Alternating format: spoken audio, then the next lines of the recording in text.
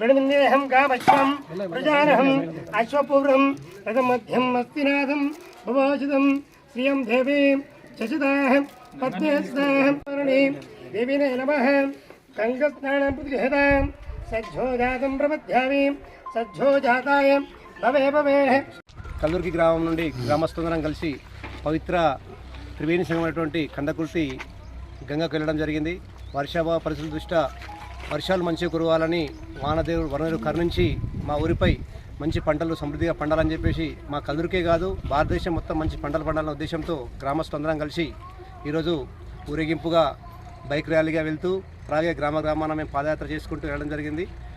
అలాగే మేము గ్రామస్తులందరం కలిసి ఈరోజు గంగా నీళ్లు తీసుకొచ్చి మా ఊర్లోని గ్రామ దేవత అందరికీ జలాభిషేకం చేసేసి మొక్కులు చెల్లించుకొని మా గ్రామస్తుల తరపున దేవతలందరికీ మంచిగా మొక్కుతూ వర్షాలు సమృద్ధిగా కురిసి పంటలు మంచిగా పడాలని చెప్పేసి వేడుకోవడం జరుగుతుంది. కల్దుర్గి గ్రామం నుంచి దాదాపుగా 50 నుంచి 100 మంది సంఖ్యలో ప్రతి గ్రామం నుండి ప్రతి గ్రామాన నడుచుకుంటూ వెళ్తూ బైక్ ర్యాలీతో కందాకుర్తి పవిత్ర త్రివేణి సంఘం మన ప్రక్కనే ఉన్నటువంటి ఎంతో పుణ్యమైన భూమి, ఎంతో ధర్మభూమి, ఆ గంగా నీళ్లు తీసుకొని వచ్చి పవిత్ర గంగా నీటిని మన గ్రామంలో ఉన్నటువంటి ప్రతి ఒక్క గ్రామంలో గ్రామ దేవతలు అన్నింటికి కూడా ఏదో పవిత్ర గంగా జలాన్ని అభిషేకంతో చేయడం జరుగుతుంది.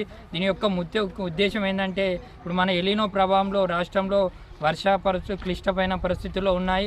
ఈరోజు మనం రైతులందరూ కూడా లెబోదిబోం అంటున్నారు. వేసిన పంట ఇప్పటికి కూడా వస్తుందా లేదా అని అయోమయంలో ఉన్నారు. మనం ఈ గ్రామ దేవతలను ఒకటే వేడుకుంటున్నాము. రైతేర్చిన రాజ్యం ఎద్దేడ్చిన రాజ్యం రైతేసిన రాజ్యం బాగుపడింది ఎక్కడ కూడా లేదు. కాబట్టి వర్షాలు సమృద్ధిగా కురిస్తేనే ఈ రైతులందరూ బాగుంటేనే ఈ దేశము ఈ రాష్ట్రము మన గ్రామం సుభిక్ష ఉంటాయి. కాబట్టి ఈరోజు ఆ గంగామాతను ఒకటే వేడుకుంటున్నాం. గ్రామంలో ఉన్నటువంటి ప్రతి ఒక్క ప్రజలు రైతులందరూ కూడా సుభిక్షంగా పాడి పంటలతో పిల్లా పాపలతో సుఖంగా ఉండాలని ఆ వర్ణదేవుడిని వేడుకుంటూ ఇప్పటికైనా మాపై కరుణించి వర్షాలు ఇప్పటినే సమృద్ధిగా కురిచినా ఇప్పటికీ మనకు చేతికి పంట వందుతుంది.